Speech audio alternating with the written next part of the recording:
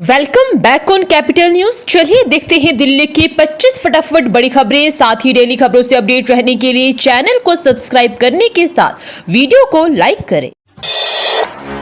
DDA की कर्मयोगी आवास योजना का brochure जारी 14 जनवरी से शुरू होगी बुकिंग, 25% तक मिलेगी छूट। डीडीए ने कर्मयोगी आवास योजना का ब्रोशर जारी किया है, जिसके तहत सरकारी कर्मचारियों को फ्लैटों की खरीद पर 25% की छूट मिलेगी। 14 जनवरी से फ्लैटों की बुकिंग शुरू होगी। इस योजना में नरेला में 1 BHK, 2 BHK और 3 BHK फ्लैट शामिल है। ये योजना 31 मार्च 2026 को बंद हो जाएगी।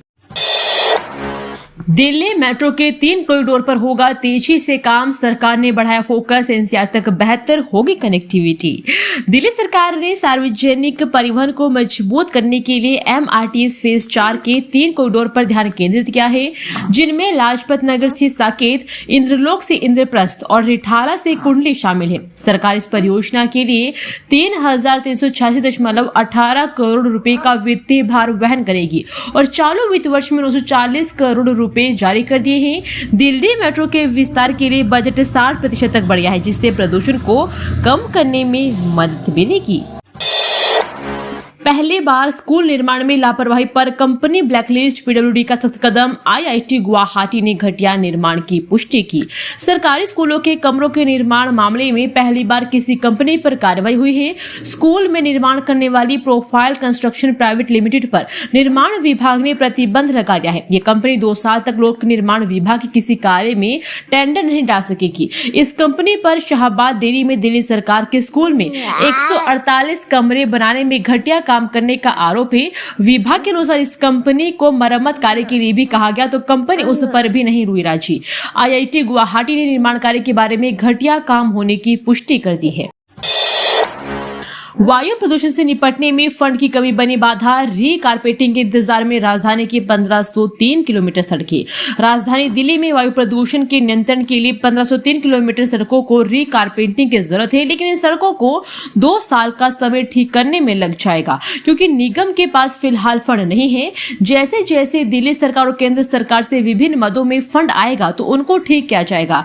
MCD ने यह जानकारी केंद्र सरकार को वायु प्रदूषण को कम करने के लिए सौंपी गई योजना में दी है। इसमें वर्ष 2026 और वर्ष 2027 में सड़कों के होने वाले प्रस्तावित सुधार कार्यों की जानकारी दी है। दिल्ली नगर निगम के अनुसार 6127.78 किलोमीटर अंदरूनी सड़कों में से 1503 किलोमीटर सड़कों को केंद्रीय वायु गुणवत्ता प्रबंधन आयोग के फ्रेमवर्क के हिसाब से पुनः निर्माण की आवश्यकता है। यह वह सड़कें हैं 18 मीटर से कम है।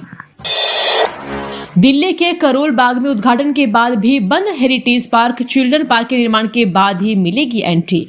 कबाड़ से कमाल की परियोजना के तहत करोल बाग के अजमल खां पार्क में बनाए गए हेरिटेज पार्क का दीदार अब लोग चिल्ड्रन पार्क के निर्माण के बाद ही कर सकेंगे। जी, यहाँ पर आने वाली भीड़ और आसपास बच्चों के खेलने के लिए पर्याप्त गतिविधियां न होने की वजह से निगम ने इसमें चिल्ड्रन पार्क न जोड़ने का निर्णय लिया है। निगम के अनुसार इस पार्क के ड्रेनेज सिस्टम को ठीक करने के साथ चिल्ड्रन पार्क का निर्माण किया जा रहा है। इसमें करीब 6 से 8 माह का समय लगेगा और इसके बाद इसे शुरू कर दिया जाएगा। दिल्ली में बढ़ते प्रदूषण पर छिड़ा सियासी संग्राम। आपने गाने के जरिए भाजपा सरकार को घेरा। राष्ट्रीय राजधानी में प्रदूषित हवा को लेकर आम आदमी पार्टी का भाजपा सरकार पर हमला जारी है। आपने भाजपा सरकार पर AQI मॉनिटरिंग स्टेशन में फर्जीवाड़ा करने का आरोप गाने के माध्यम से भी प्रस्तुत किया है। इसे इंटरनेट मीडिया पर जारी किया गया है। प्रदूषण पर भाजपा सरकार को घेरने के लिए आप द्वारा बनाए गए सुपरमैन, स्पाइडरमैन, बैटमैन और सेंटा क्लॉज के माध्यम से जगह जगह यह गाना प्रस्तुत किया जा रहा है। आप प्रदूषण के चलते इनके बेहोश हो जाने का भी दिल्ली भर में नाटक के माध्यम से प्रस्तुत कर दिल्ली सरकार पर हमला बोल रही है। सालों के विवाद के बाद सेंट स्टीफन कॉलेज में नए प्राचार्य की नियुक्ति प्रक्रिया शुरू। आवेदन की अंतिम तिथि 10 जनवरी। कई वर्षों से चले आ रहे प्राचार्य पद को लेकर विवाद के बाद आखिरकार सेंट स्टीफन कॉलेज ने नए प्राचार्य की नियुक्ति की प्रक्रिया शुरू कर दी है। कॉलेज ने सार्वजनिक विज्ञापन जारी कर इस पद के लिए आवेदन आमंत्रित किए हैं। यह कदम वर्तमान प्राचार्य प्रोफेसर जॉन वर्गीज के कार्यालय को लेकर दिल्ली विश्वविद्यालय और कॉलेज प्रबंधन के बीच लंबे समय से चले आ रहे मतभेदों के बाद उठाया गया है। दिल्ली में वायु प्रदूषण के खिलाफ NSUI का अनोखा प्रदर्शन, सांता क्लॉज की पोशाक में कार्यकर्ताओं ने बांटे मास्क। राष्ट्रीय राजधानी दिल्ली में बड़े एयर पोल्यूशन में स्थिति गंभीर बनी हुई है। इस मुद्दे के बारे में जागरूकता बढ़ाने के लिए भारतीय राष्ट्रीय छात्र संघ ने दिल्ली की सड़कों पर अनोखा विरोध शुरू किया है। NSUI के कार्यकर्ताओं ने सांता क्लॉज की पोशाक में रविवार को दिल्ली के south extension, 2 market, Connaught place सहित कई जगहों पर लोगों को N95 फेस मास्क, मिठाइयां और सीक्रेट सांता पत्र बांटे। NSUI ने दिल्ली में बढ़ते गंभीर प्रदूषण के खिलाफ जागरूकता फैलाने और सांस लेने का अधिकार की मांग उठाते हुए यह अभियान चलाया है। नोट्स में हवा की गुणवत्ता और इसके खतरनाक प्रभाव के बारे में भी बताया गया है। पुराना विवाद सुलझाने के बहाने से बुलाकर युवक पर चाकू से किए ताबड़तोड़ वार, चश्मदीद ने बताया पूरा सच। बाहरी दिल्ली के मॉडल टाउन इलाके में पुराने विवाद को सुलझाने के बहाने एक युवक को घर से बुलाकर चाकू से हमला किया गया। घायल महिला को अस्पताल में भर्ती करवाया गया है, जहां उसकी हालत स्थिर है। पुलिस ने हत्या के प्रयास का मामला दर्ज कर आरोपितों की तलाश शुरू कर दी है। चश्मदीद गौरव के अनुसार मोहित को तुषार नामक व्यक्ति ने बुलाया था, जिसके बाद उस पर हमला किया गया। नरेला में जूता फैक्ट्री में लगी भीषण आग, फायर ब्रिगेड की 14 गाड़ियों ने पाया काबू। दिल्ली के नरेला इंडस्ट्रियल एरिया में एक जूता बनाने वाली फैक्ट्री में आग लग गई, जिसके बाद इलाके में अफरा तफरी मच गई। वहीं आग की सूचना पर फायर ब्रिगेड के अधिकारियों ने मौके पर 14 फायर टेंडर भेजे। दिल्ली फायर सर्विसेज के एक अधिकारी ने सोमवार को यह जानकारी दी। पुलिस के अनुसार रविवार को रात करीब 10:58 पर नरेला इंडस्ट्रियल एरिया में हरिश्चंद्र रोड के पास मौजूद एक फैक्ट्री में आग लगने की सूचना मिली। आग ने फैक्ट्री के अंदर रखी मशीनरी, जूतों के डिब्बे और तैयार जूतों को अपनी चपेट में ले लिया। पुलिस अधिकारी ने बताया कि बिल्डिंग लगभग 150 स्क्वायर यार्ड में फैली हुई थी, जिसमें एक बेसमेंट, ग्राउंड फ्लोर और 2 ऊपरी फ्लोर थे। ना पराले, ना पटाखे, ना कड़ाके की ठंड, फिर क्यों घुट रहा है दिल्ली का दम। एक नए अध्ययन के अनुसार दिल्ली की वायु गुणवत्ता में गिरावट का मुख्य कारण स्थानीय उत्सर्जन है, ना कि पराले या पटाखे। हवा की गति शून्य होने और इन्वर्जन लेयर के कारण प्रदूषण ठहर गया है। PM 2.5 का लगभग आधा हिस्सा परिवहन से आता है।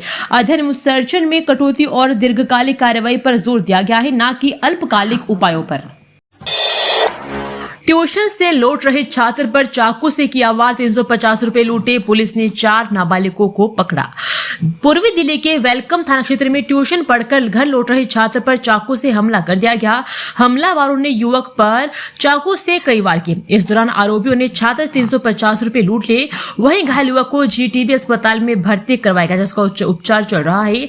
उधर घटना की जानकारी मिलने पर पुलिस मौके पर पहुंची और 4 नाबालिगों को पकड़ लिया है। पुलिस के अनुसार चारों नाबालिग वेलकम थाना क्षेत्र के रहने वाले। जहरीली हवा ने बढ़ाया संकट, प्रदूषण से बढ़ रही है सांस की बीमारी। दिल्ली के अस्पतालों में उमड़ रहे खांसी दमा के मरीज। दवा लेने के बाद भी खांसी रुक नहीं रही है, सांस लेने में दिक्कत होती है, जल्दी हांफने लगता हूँ, इसलिए तीसरी बार अस्पताल आना पड़ा। 4 साल का बेटा भी परेशान है, उसकी खांसी है कि रुक ही नहीं रही है। कई बार तो डर लगने लगता है। लोकनायक अस्पताल की इमरजेंसी के बाहर खड़े निजामुद्दीन की आवाज में थकान और निराशा साफ झलक रही थी। 3 सप्ताह में खांसी और गले में जलन के चलते 2 बार अस्पताल आ चुके हैं। कहते हैं कि डॉक्टर ने बताया कि उनकी परेशानी सीधे तौर पर बढ़ते वायु प्रदूषण से जुड़ी। कोहरे के कारण ट्रेनों की गैर लतीफी से दिल्ली के स्टेशनों पर हाहाकार, ठंड में ठिठुरने को मजबूर है यात्री। घने कोहरे और बढ़ते प्रदूषण ने रेल यातायात व्यवस्था को बुरी तरह प्रभावित कर दिया है। नई दिल्ली और पुरानी दिल्ली रेलवे स्टेशन पर ट्रेनों के विलंब और रद्द होने से रविवार को यात्रियों को भारी परेशानी का सामना करना पड़ रहा है। सर्द मौसम में घंटों तक प्लेटफॉर्म पर इंतजार करना यात्रियों के लिए मुश्किल भरा साबित हो रहा है। कोहरे में दृश्यता कम होने से कई ट्रेनें घंटों की देरी से स्टेशन पर पहुंच रही है, जबकि कुछ ट्रेनों को रद्द भी करना पड़ा है। इससे स्टेशन पर भीड़ बढ़ गई है और यात्रियों की प्रतीक्षा अवधि भी लंबी हो गई है। समय पर सूचना न मिलने से यात्रियों में नाराजगी भी देखी जा रही है। दिल्ली में बढ़ते वायु प्रदूषण पर MCD की सख्ती, अवैध मलबा डंपिंग पर काटे 7,000 से अधिक चालान। दिल्ली में वायु प्रदूषण के चलते MCD नियमों का उल्लंघन करने वालों पर सख्ती कर रही है। अवैध रूप से मलबा डालने और कूड़ा जलाने वालों के खिलाफ MCD की निगरानी टीम ने 7,000 से ज्यादा चालान किए और 54.98 लाख रुपए का जुर्माना लगाया है। निगम ने बताया कि उल्लंघनकर्ताओं को रोकने के लिए 356 निगरानी टीमें तैनात थी। गिरफ्तार के उल्लंघन पर भी MCD के निर्माण और तोड़फोड़ पर प्रतिबंध का उल्लंघन करने वालों पर 33.95 लाख रुपए का जुर्माना लगाया गया है। दिल्ली में आवारा कुत्तों का कहर, स्कूल से लौट रही चौथी कक्षा की छात्रा पर हमला कर काटा, हाथ टूटा। देश की राजधानी दिल्ली में लावारिस कुत्तों का आतंक थमने का नाम नहीं ले रहा है। किराड़ी गांव में बृहस्पतिवार को स्कूल से घर लौट रही चौथी कक्षा की छात्रा पर कुत्तों के झुंड ने हमला कर दिया। कुत्तों ने छात्रा के पैर में काट लिया। छात्रा ने बचने की कोशिश की तो वह नीचे गिर गई। इस दौरान उसका एक हाथ भी टूट गया। पीड़ित परिवार का आरोप है कि खूंखार कुत्तों को लेकर एमसीडी रोहिणी जोन में पूर्व में शिकायत भी दी गई थी, लेकिन समय रहते कोई कार्रवाई नहीं हुई है। इस हादसे के बाद स्थानीय लोगों में निगम के प्रति भारी रोष।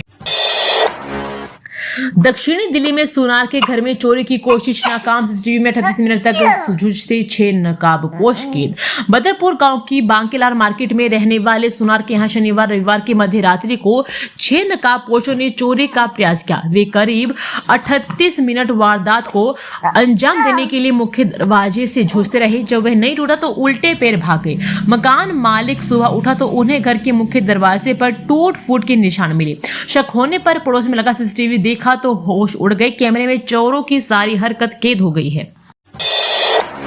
भारत मंडपम में 23वां ईवी एक्सपो संपन्न, स्वदेशी ईवी और L5 वाहनों ने दिखाया दम। भारत मंडपम नई दिल्ली में 23वां ईवी एक्सपो सफलतापूर्वक संपन्न हुआ। इस एक्सपो में स्वदेशी इलेक्ट्रिक वाहनों और L5 वाहनों ने अपनी तकनीकी क्षमता का प्रदर्शन किया, जो भारतीय ईवी उद्योग की प्रगति को दर्शाता है। प्रदर्शनी में नवीनतम ईवी तकनीक और नवाचारों को प्रदर्शित किया गया है, जिससे यह क्षेत्र के विशेषज्ञों और उत्साही लोगों के लिए एक महत्वपूर्ण मंच बन गया है। नोएडा में सर्दी बढ़ी तो रेन बसेरे फूल, राहगीर संग बेसहारा लोग ले रहे सहारा। 6 डिग्री तक लुढ़का पारा।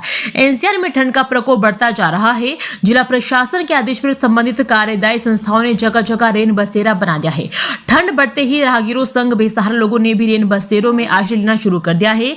पिछले 3 दिनों में रेन बसेरों में आश्रित लोगों की संख्या में लगातार इजाफा हुआ है।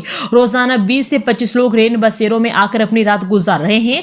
दरअसल शहर औद्योगिक इकाई के साथ शिक्षा का सुप्रीम कोर्ट के आदेश से नोएडा में लाखों रुपए वाहन चालकों को राहत। 2.78 लाख पर पाबंदी बरकरार। शहर एनसीआर का एक प्रमुख हिस्सा है। सुप्रीम कोर्ट द्वारा CAQM वाहनों पर लागू 10 से 15 साल बाद के प्रतिबंध के मामले में दिए आदेश के बाद से जनपद के 3 लाख से अधिक वाहन एनसीआर में चल सकेंगे। हालांकि करीब 2.78 लाख वाहनों पर पाबंदी जारी रहेगी। बता दें, सुप्रीम कोर्ट ने एनजीटी द्वारा वाहनों पर लागू 10 से 15 साल वाले प्रतिबंध पर इसी साल अगस्त में अस्थायी रूप से रोक लगा दी थी, जिस पर इसी हफ्ते सुप्रीम कोर्ट ने आदेश जारी किया। इस आदेश के तहत अब BS4 और उससे उन्नत श्रेणी के वाहनों पर एनजीटी का 10 से 15 साल पुराने वाहनों पर लगा प्रतिबंध लागू नहीं होगा। सैकड़ों स्पोर्ट्स अकादमी जिम बिना रजिस्ट्रेशन, सरकार को लाखों का रेवेन्यू लॉस। गौतम बुद्ध नगर में कई स्पोर्ट्स अकादमियां और जिम बिना रजिस्ट्रेशन के चल रहे हैं, जिससे सरकार को राजस्व का नुकसान हो रहा है। खेल विभाग ने केवल नोटिस जारी किए हैं, लेकिन कार्रवाई नहीं की। जिले में 430 स्कूल, 850 जिम सेंटर और 750 स्विमिंग पूल बिना रजिस्ट्रेशन के चल रहे हैं। 1100 प्राइवेट स्कूलों में से केवल 70 स्पोर्ट्स अकादमियों ने ही रजिस्ट्रेशन करवाया है, जबकि 430 अभी भी बिना रजिस्ट्रेशन के चल रहे हैं।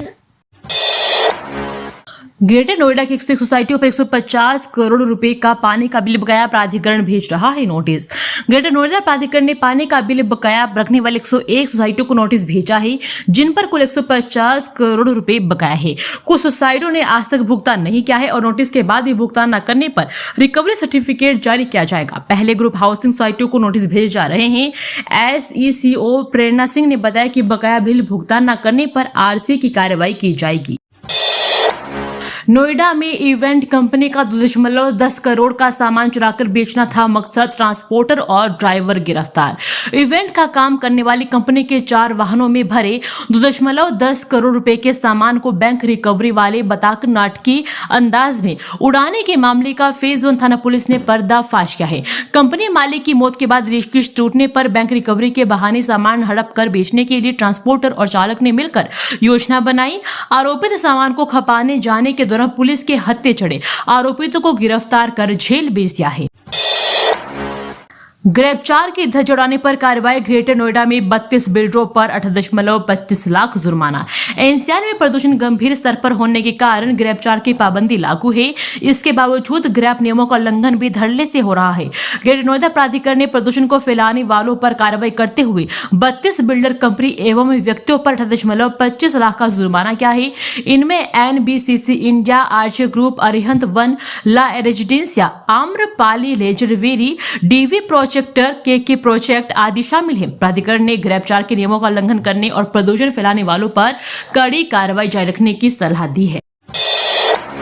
नोएडा विजय दिवस समारोह में आतंकवाद पर एयर मार्शल की 2 टूक आतंकवादियों को जवाब देगा सटीक इंटेलिजेंस। देश की रक्षा सबसे बड़ा कर्तव्य है। आतंकवाद को करारा जवाब देने के लिए हर स्तर पर देश का सुरक्षा तंत्र सक्रिय है। युद्ध अंतिम विकल्प होता है। सटीक इंटेलिजेंस और पूर्व नियोजित कार्रवाई से आतंकियों को करारा जवाब दिया जा सकता है। ऑपरेशन सिंदूर पर पूछे जाने वाले सवालों पर यह बात शनिवार को सेक्टर 29 स्थित नोएडा शहीद स्मारक पर आयोजित 24वें विजय दिवस एयर मार्शल जितेंद्र मिश्रा ने कही। उन्होंने ऑपरेशन सिंदूर 2 के संदर्भ में पूछे गए सवाल पर कहा कि किसी भी सैन्य कार्रवाई से पहले गहन रिसर्च और इंटेलिजेंस से मिली सूचनाओं का विश्लेषण किया जाएगा और आतंकियों के आर्थिक स्रोतों को रोकने, खुफिया तंत्र को मजबूत करने और अन्य कई उपायों से भी आतंक को जड़ से कमजोर किया जा सकता है। आतंकवाद के खिलाफ सरकार और खुफिया एजेंसी अपने स्तर पर लगातार काम कर रही है।